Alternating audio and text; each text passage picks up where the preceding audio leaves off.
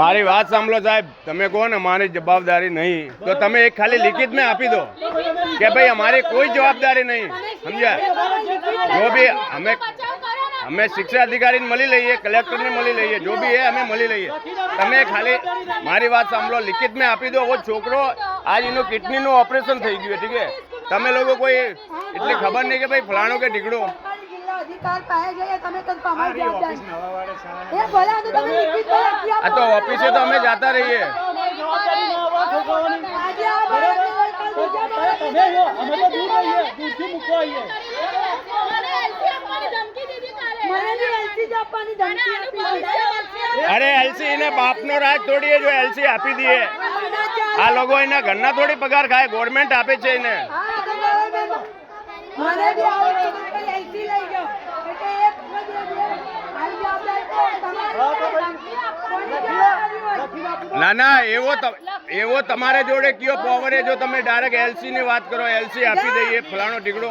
તમે આ છોકરોને કોને એલસી આપી દઈએ? તમારે જોડે એવો કયો પાવર છે? ના ના,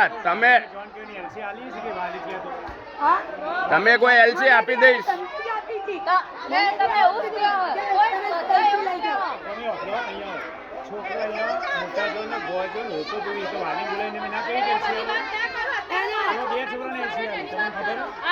वो તમારી વાત સાચી છે, લેકિન તમે ખોટી ધમકી આલો છો ને. આ પેલા બેન નો છોકરો યાર આખરી શ્વાસ લઈ રહ્યો છે.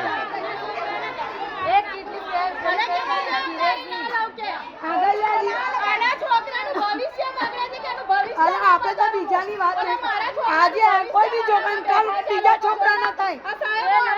અમારા છોકરાને પૈસા બગાડો તો તમારે અને ભવિષ્ય બગાડો તમે રાજી વાત તમે ભાઈ અને બિલો ફાટશે, દવાના બિલો ફાટશે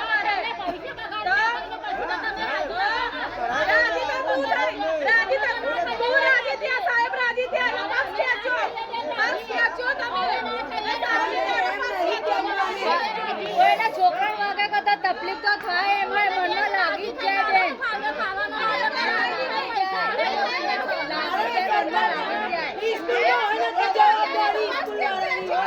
જવાબદારી તો લે જ ને, લોકો ના લે.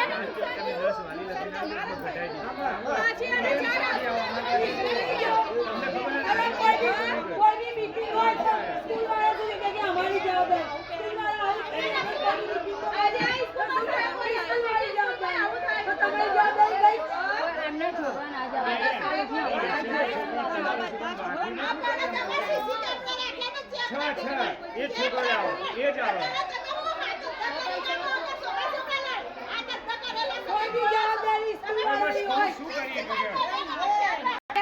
સ્કૂલ વાળાની જવાબદારી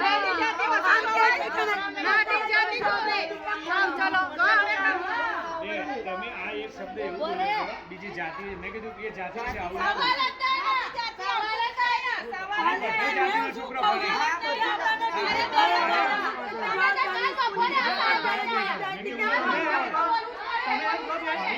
જવાબદારી ના લઈએ અંદર આપણે દૂર રહેતા હોય તો માણસ આપણે બહાર હારા દેવાય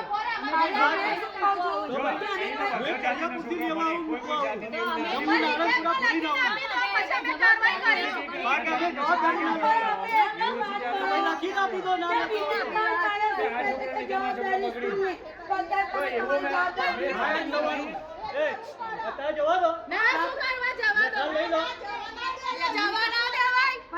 ભવિષ્ય સુધરે 6 મહિના